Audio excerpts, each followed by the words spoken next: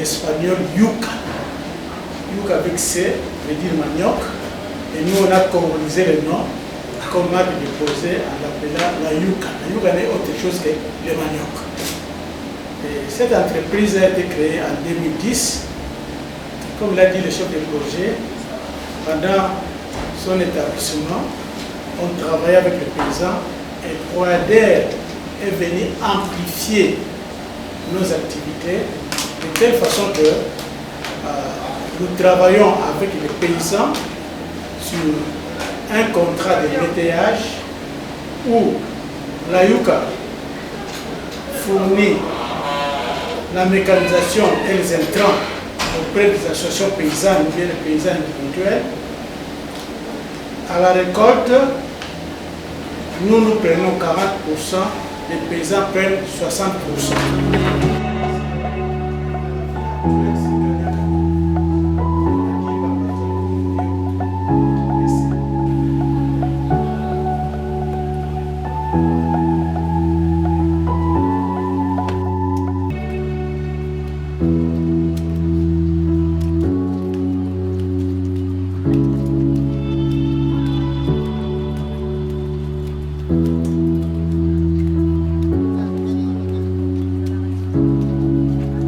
La farine panifiable. Peut-être nous pouvons faire un tour pour voir le pichèze. En commençant par le mama. Il y a des petites pannes par rapport aux travaux de pichage. Donc c'est une main d'œuvre, ils peuvent picher, ceux qui sont forts peuvent picher 4, 5 toutes par jour. Donc c'est comme ça que ça fonctionne. Alors, sans plus tarder, nous allons ici, ça c'est notre pichèze. Elle a fonctionné aujourd'hui. Vous voyez ici à côté. Ingénieurs qualifiés, des ingénieurs de haute qualité, ils ont réussi à l'adapter. Je ne sais pas si vous l'avez déjà vu, parce que c'est que le chinois fonctionne, ce sont il y a le papier sable qu'ils emballent dans ces tambours, et nous avons essayé de la perfectionner avec ça, c'est tôle inox qu'on a trouvé, et celui-ci, ce sont des matériaux adhésifs qu'on avait trouvé. Là, on continue à la perfectionner, et on peut passer de l'autre côté pour voir ce qu'elle est à 85%. Celui-ci est à 100%, donc il y a encore un grand travail à faire par rapport à l'épichage. De toute façon, nous avons toujours besoin de la main d'œuvre du moment pour venir finir cette opération. Vous voyez quand même comment là nous sommes. Sur le piché, ça ce sont nos stagiaires qui sont en train de picher le reste de ce qui reste. On va organiser. Et sans plus tarder en bas, on va encore travailler sur ça et mélanger dans l'aliment.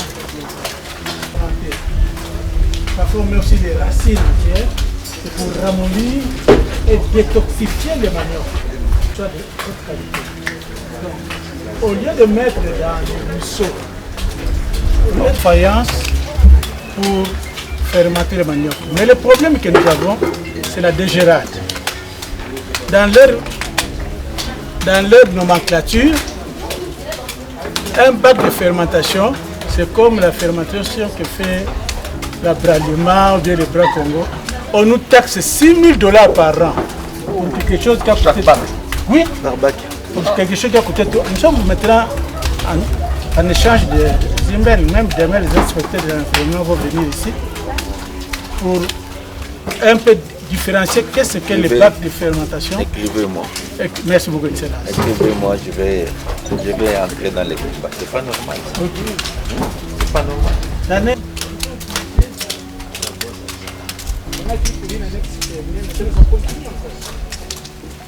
Vous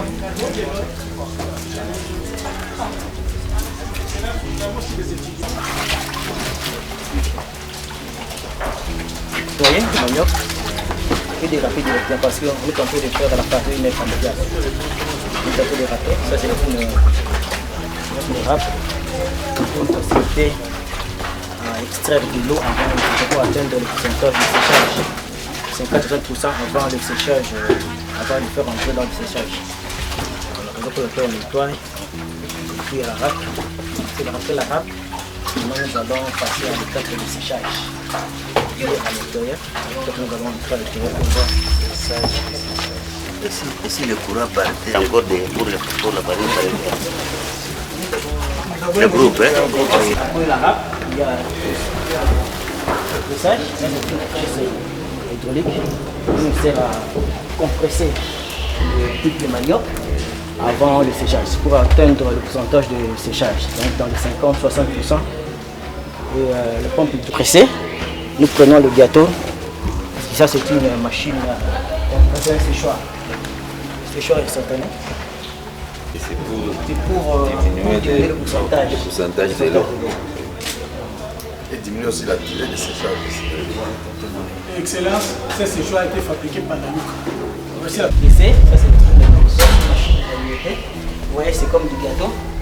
Maintenant, le gâteau rentre dans la l'unité. Ça c'est une produit.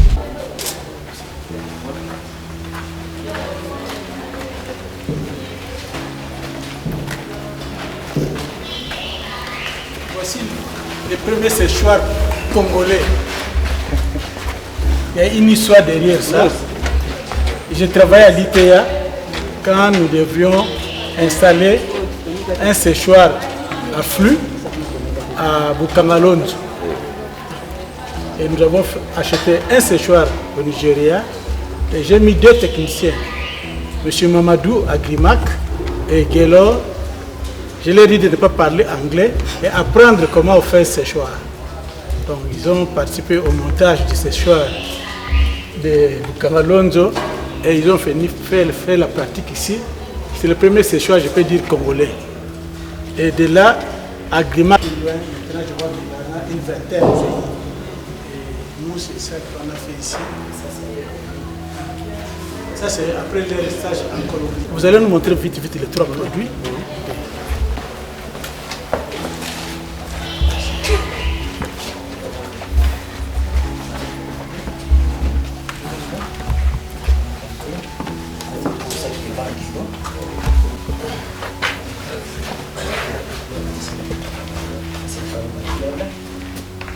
Directement sans mélanger. Non. Il faut mélanger. Il faut mélanger. À quelle proportion? Échelle de 10%. 10% farine de blé. Farine de blé. Et non, 10% farine Farine de fiable manioc. et farine de blé. Mais il y a des mamans de ceux qui arrivent même à 25, 20, 25. Mais au Nigeria, maintenant, il y a des pains à 100%. Même au Cameroun. Le manioc ne se sentent pas dans le pain. L'exemple est que, je retire ma parole avant de le dire, le pain, quand la journée, c'est le manioc mélangé, mais quand vous mangez ça, vous ne sentez pas parce qu'il fait la farine panifiable. Cette technologie, ça fait déjà des décennies que ça existe au Malawi, en Tanzanie, surtout le Grand Nigeria, où il y a une loi qu'aucune boulangerie ne peut faire un pain sans y mettre du manioc. Et ça fait que le Nigeria est le premier producteur du manioc au monde à cause de ça. Et pour l'amidon. Alors, merci à Proader et autres institutions du gouvernement. Au début, c'était illégal parce que les normes du pain au Congo, c'était les normes laissées par les Belges, que le pain est constitué de farine de fromage, point. Donc c'est à peine, ça fait maintenant peut-être 3 ou 4 ans, que le gouvernement a changé en permettant l'inclusion de la farine de manioc dans le pain, mais à hauteur de 10%. Je crois que le gouvernement doit encore supporter la recherche. Il y a déjà des efforts à l'université de Kinshasa avec le professeur Yanju, à l'ITA, ainsi de suite, qui voit comment modifier la technologie pour faire les pains où le manioc a un grand pourcentage. Ça aide les paysans à vite vendre maintenant leurs produits parce qu'il y a des gens comme la Yuka et ainsi de suite qui vont acheter beaucoup de manioc pour faire un produit, un pays. Nous, le produit, c'est le manioc. Pour la RDC, pour l'industrialisation. Alors, là-bas, je présentais aussi la farine panifiable du Congo. J'ai expliqué, mais je pense que le monde entier était très intéressé. Ok. Très intéressé.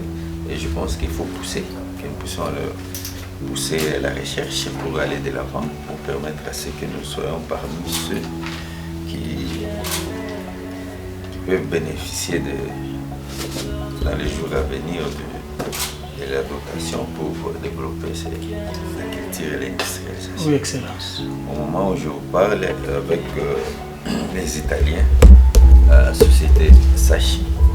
Sachi, c'est comme FPI. Mais pour eux, c'est international, ça finance beaucoup dans le monde. Et ils pensent financer environ l'industrie de manioc, environ 100 millions d'euros ici au Congo. Depuis l'année passée, nous sommes en train de discuter les voies et moyens, comment l'argent pourrait passer, dans quelle formule, crédit ou quoi, tout. Même ce matin, on vient d'échanger avec lui dans le véhicule en venant ici. Donc, il y a des possibilités d'industrialiser la culture de manioc. Merci, excellence. Nous sommes là. Oui. Nous pouvons toujours pousser. Merci, excellence.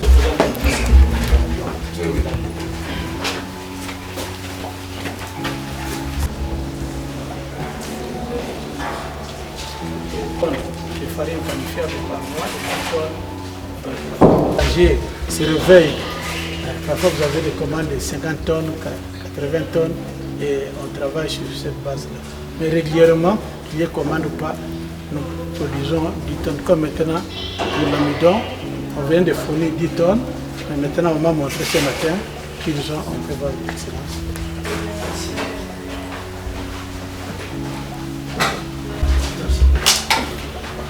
Quelle est la différence dans la fabrication? L'amidon, c'est directement. Dès que le manioc ne touche pas. On regarde juste le tube. La tube, puis ça passe le nettoyage, ça passe au rap, et puis nous, il y a des séparateurs. On récupère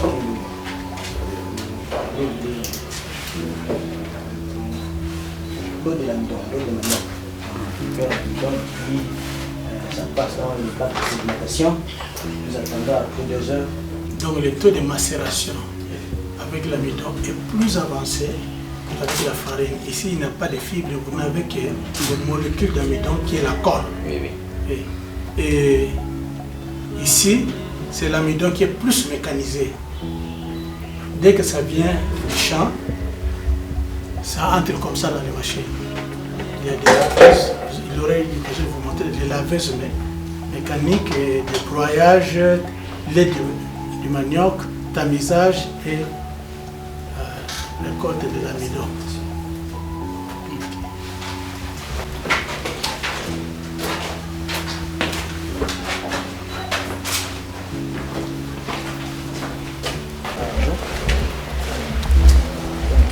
Ça fonctionne.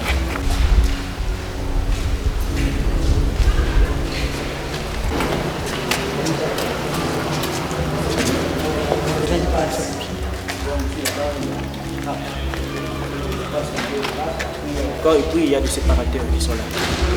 Et la motopompe qui a.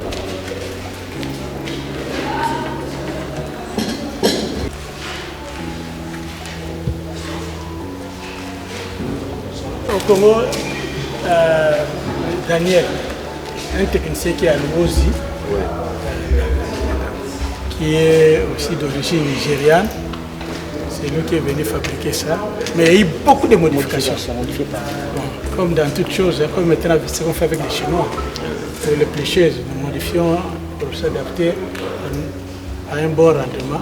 Donc Mamadou de Agrimac, ingénieur Kellor et son équipe, on a beaucoup travaillé pour que ce soit rentable.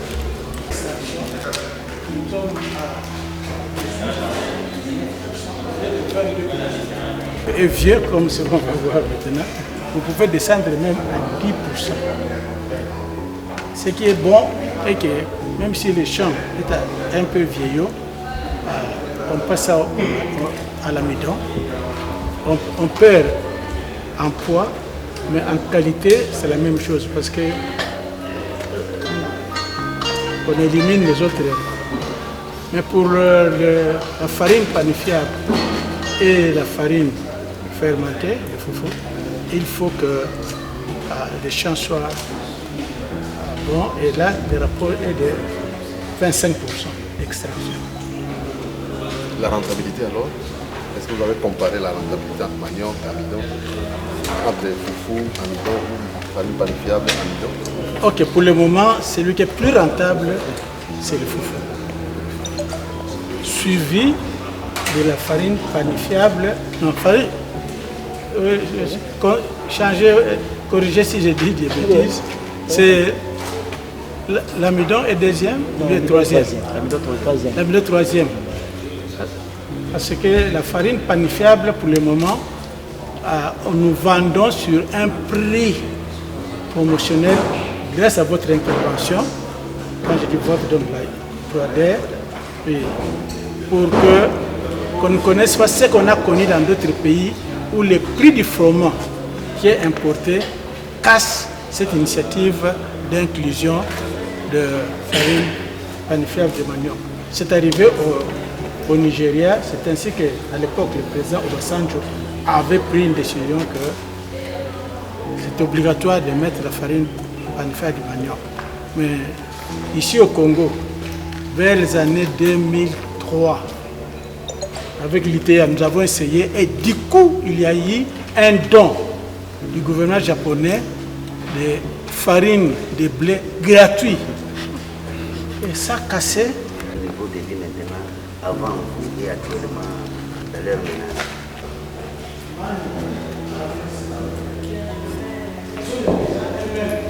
On prend des parcelles et on donne des formations aux paysans. Notre province, je peux dire que le Congo est couvert à 80% par le bassin de manioc. Si vous prenez dans les sites du gouvernement où ils ont dessiné les bassins de manioc, ils sont presque éparpillés dans les Maniema, dans les Bandundu, ex-Grand Bandundu, même dans l'Équateur. Alors ici, Excellence, il y a un ingénieur britannique qui se farine fermentée et la farine panifiable. Elle va nous dire ce qu'elle fait ici. Merci, professeur, pour la parole. Je vais tout d'abord commencer par vous présenter les appareils que nous utilisons dans notre petit laboratoire. Premièrement, nous avons les testeurs d'humidité. Cet appareil nous aide à tester l'humidité de la farine. Et aussi, nous recommandons que l'humidité soit réduite de 10 à 12%. Et nous avons aussi le pH mètre. Cet appareil nous aide à tester l'acidité de la farine. Nous recommandons que notre farine soit avec un pH de 6 à 7, donc que le pH soit neutre. Et voici l'échantillon de la farine panifiable. Ça, c'est le foufou. Et ça, c'est la lustre de la couleur. Donc, nous cherchons à avoir le foufou blanc, ou bien blanchâtre. Donc, nous devons être autour d'ici. Et quand le foufou commence à devenir noirâtre, les consommateurs aiment le foufou qui est encore bien consistant et blanchâtre. C'est ainsi que nous avons un éventail de couleurs. Avec ça, il peut comparer les foufous préparés par la farine, les foufous préparés, et comparer les différentes couleurs et informer Kinshasa le foufou que nous avons obtenu est un peu sombre, dû peut-être à une racine qui était mauvaise avec les nécroses, dû peut-être à une variété. Comme ça, ils savent préparer la clientèle. Parfois, baisser un peu les prix. Ou quand c'est le foufou de qualité, de ce côté ici, là, nous maintenons le prix de, je ne sais pas, 50 000 francs le sac de 20 kilos, et ainsi de suite. Et la dame ici a aussi la marmite pour préparer le foufou. Voir, après avoir préparé, quelle est la consistance. Il fait dormir, elle fait dormir. Le lendemain, il regarde encore, c'est devenu pâteux, mais c'est toujours consistant. Et ce sont des informations techniques qu'elle fournit aux gens. Et il y avait une racine avec les... sont formés pour déclasser toute racine qui a des nécroses. Excellence, quand cette racine entre seulement dans un lot d'autres racines, le foufou sera sombre. Et si vous êtes, maintenant ils ont amené une petite quantité de 5 tonnes. Mais souvent nous venons avec les grands camions qui sont là-bas, nous venons avec 12 tonnes, 15 tonnes. Et quand il faut éplucher, donc il faut des gens formés, des mamans formées pour déclasser ce qui montre des nécroses. Et là c'est quoi? Cette nécrose-là c'est quoi? C'est une maladie? C'est une maladie. C'était une combinaison de bactéries et champignons.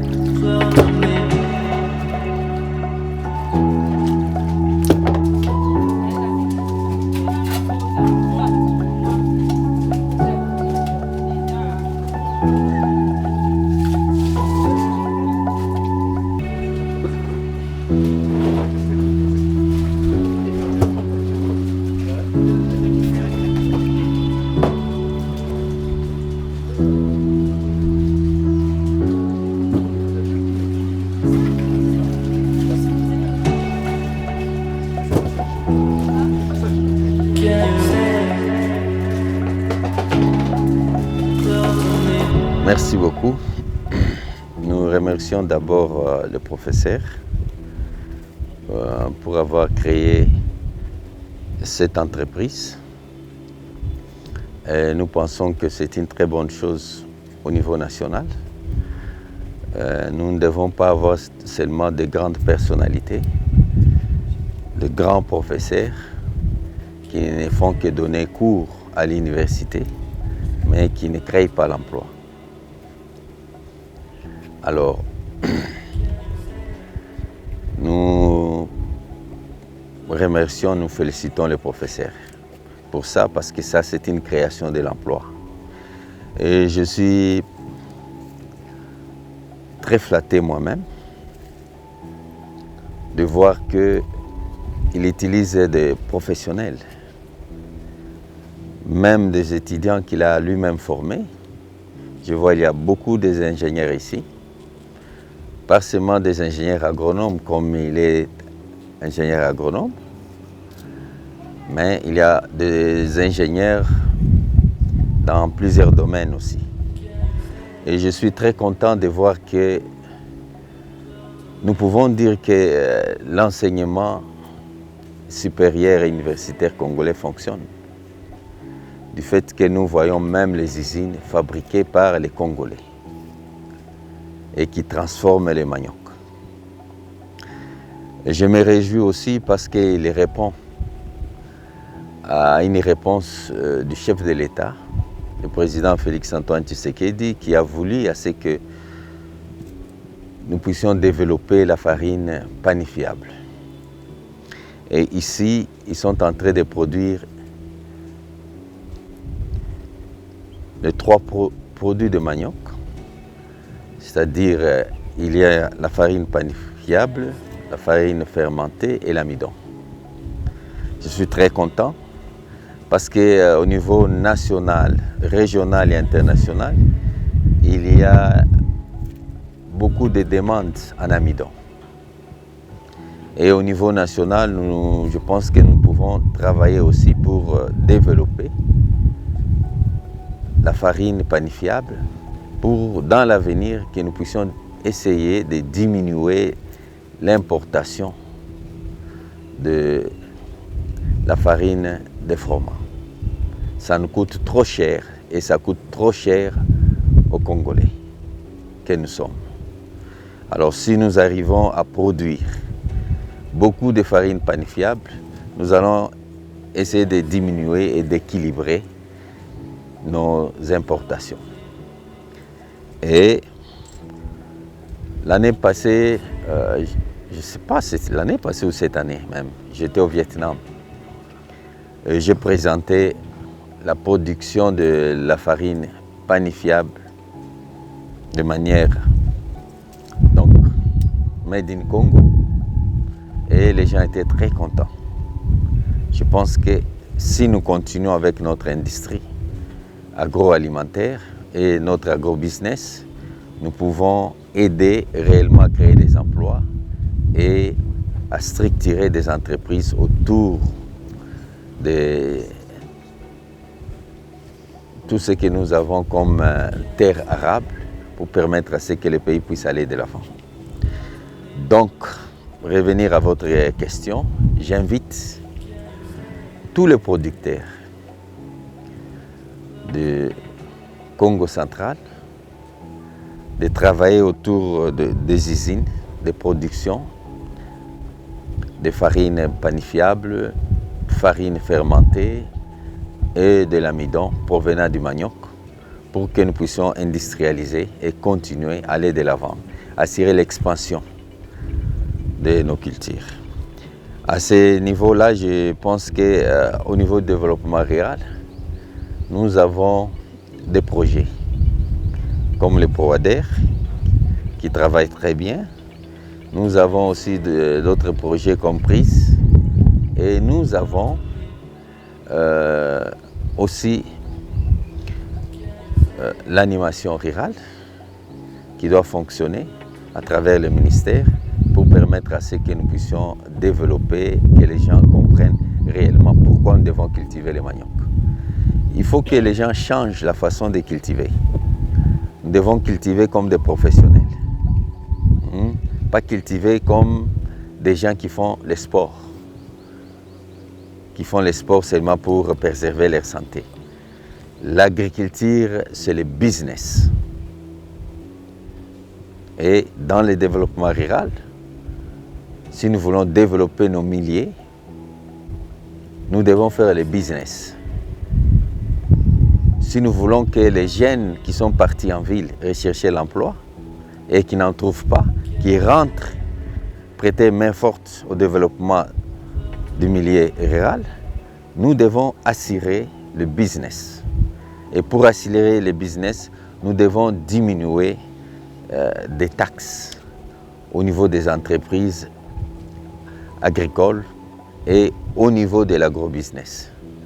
S'il y a beaucoup de taxes, je pense que nous sommes en train de tuer ce que le chef de l'État est en train de créer à travers nous. La création des emplois dans ce secteur. C'est l'unique secteur porteur pour ce moment. L'unique secteur porteur qui peut créer des emplois, c'est dans le monde rural. Et vous savez, la première activité dans le monde rural, c'est l'agriculture. Donc, c'est l'unique où nous pouvons créer des emplois. Et pour créer des emplois, nous n'allons pas l'étouffer avec des taxes. Je pense que nous venons de discuter avec le professeur que je viens de féliciter au nom du chef de l'État et de Madame la Première ministre. Parce que dans le PAG 2024-2028, nous avons dit que nous devons créer 6 millions d'emplois. Mais s'il y a des agents qui viennent décourager des entreprises qui créent des emplois, je pense qu'au niveau du gouvernement, nous serons désolés. Merci beaucoup. Oui, je remercie la visite de son Excellence le ministre d'État au développement rural et que ça montre que son ministère veut soutenir le développement dans les milieux ruraux et surtout pour nous qui travaillons dans le secteur agricole, le soutien de son ministère par le projet ProADER nous a beaucoup aidé à nous asseoir, à amplifier nos activités, à mieux travailler avec les associations paysannes et à mieux fournir nos produits chez les consommateurs, notamment du foufou de bonne qualité, de la farine panifiable, comme a dit son Excellence, pour la pâtisserie et les boulangeries, et l'amidon pour l'usine, pour les industries. Pour le moment, nous fournissons pour les usines d'école, avec notre amidon. Donc nous pensons que c'est quelque chose que nous voulons continuer à poursuivre et que les paysans surtout soient organisés en coopérative pour mieux répondre aux programmes tracés ensemble. Merci. Merci.